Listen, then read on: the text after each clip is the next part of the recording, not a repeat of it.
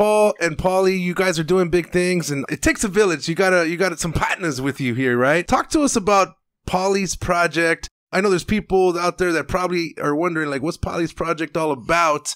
First of all, you're from the San Gabriel Valley, right? So is this the origin story of Pauly's project, San Gabriel Valley? Yeah, basically. Orale. Yeah, definitely. I represent the SGV. And basically, I would say our story is like twofold, because you got a single father of a blind and autistic son, and our whole journey and how we navigate life and how we've turned that into something beautiful. And we started a positive movement in our community, giving back to the homeless community through the gift of music, which, you know, being that my son can't see and talk, music's our lifesaver, you know. So when he was born, we just called him a little Stevie Wonder, you know, because you can't see and you can't talk, but his hearing is like triple ours, you know. So he used to put the headphones on and just roll his head back and forth to the music. And I was just like, wow, like music's our lifesaver with Pauly. It seems to soothe and calm him. Dope. So that's amazing. Yeah. What's his favorite artist? Man, tell you the truth, especially in the beginning.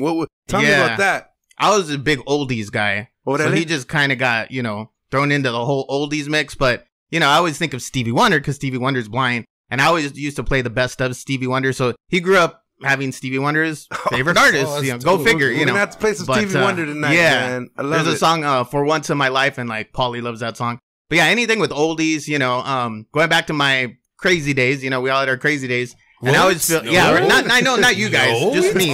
You guys are all innocent at the table. Never in my life. Exactly. What Upon a Podcast is all made up. None of that shit's real. Yeah, exactly. It's all fake. But no, I just always remember, you know, going back to the oldies theme is like driving around 2 a.m. You're drunk, you're on a rampage, and you're listening to freaking Easy and all that craziness. I want to go, you know, do something wild. And then I would just throw on the oldie CD. And almost like God grabbing the steering. Calm down, Paul. Come back, drive to your house. And I was like, oldies actually saved my life. Like, you know, it calms us all down. So with Pauly, I'm like, I'm not going to throw in this hardcore rap, hip hop. Like, let's just start with the oldies and keep them calm. So that was always like my music. So that was kind of the theme. That's amazing. So I can go on and on about Pauly's project, but it started like basically 10 years ago, and it's evolved into a nonprofit organization. And I had an uncle who was homeless, and he'd always be in and out of prison. He always end up in Skid Row. So at a young age, my mom would take me down there. It's like 5, 6 years old. And we drop off my uncle's supplies, you know, hygiene kits, cigarette cartons, etc. So then as I got older, my uncle passed away.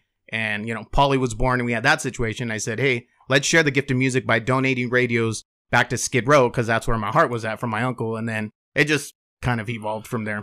Wow, that's amazing, man. And I read on your IG profile that you're giving away 1,000 or thousands of radios, right? Or music? Yeah, it started just with the radios. And I think like at 4 years ago, I lost track of like 10,000 radios. No shit. So we don't really keep track. But now it's like totally beyond radios. It's food and brand new shoes and socks and hygiene kits and all that stuff. But, you know, it's just me and Pauly. And then now we have an amazing Pauly's Project crew that helps us every weekend to go out. Wow. So you do this every weekend? Yeah. So I'll go like in between Sundays, but our volunteers go out the first and third Sunday of every month. Like we were out there yesterday and in the rain and everything. That's why today I'm a little under the weather, but I had to show up. I had to represent. Shit, I was at a birthday party drinking a beer. Now I feel bad, dog. Right? You got to invite us to the next one. Should we just show up? How does it work? How do people get involved? Volunteers, man? It's always open. I always, you know, throw on Instagram, you know, like the day before, like, hey, we're going to go out tomorrow. We need volunteers. First and third Sunday of every month, we meet up at 10:30.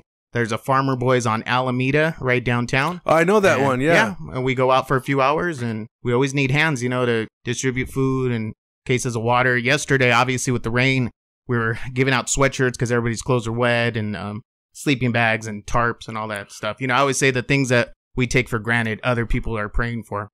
Man, that's how do you follow up with that, Big A? Well, you know, I got something to say. That's why you have to appreciate more what you have now. That's more of this. Like, our minds can kind of make us think negative about things that we feel that you have to have in life. But the simple necessities is key to life. Yeah, no, that's definitely. Key. Yeah. And to pass it on forward, that's dope. Yeah. We got a Patna DJ that his dad used to get lost around that area, you know, and he ended up being named Julian because of the street that's right there, right? San Julian. Yeah, so I was like, you're named after Skid Row. Oh, yeah. But he's like, yeah. I was like, oh, that's badass because it was a great, it's actually episode. That was Big A After Hours. I know. It was an After Hour. Big A After Dark is a great episode on the podcast. Listen to it. Very motivational. Talks a lot about Skid Row. and you brought up a lot of feelings there. But is it just Skid Row related, or are you outside of that as well? Yeah. I mean, when I first, it's so funny. There's people with phones out there, and there's one calling me right now, and she's like probably inattentive. Like, that's what I'm saying. Like, these are my friends out there, and they're going through stuff because with the rain. Wow. Hey, Paul, I need this, and they know I would drop everything to go down there. But see, this is happening in real time. I'm getting calls from my homeless friends out there, and it's a rough night in the cold. But yeah, no. So I'm sorry, that just threw me out. What were you asking again? Oh no, you're good. Just like, is it only Skid Row, or yeah? I'm trying to. It originated in Skid Row, and then we started hitting more of the outskirts of what I call like downtown LA, and then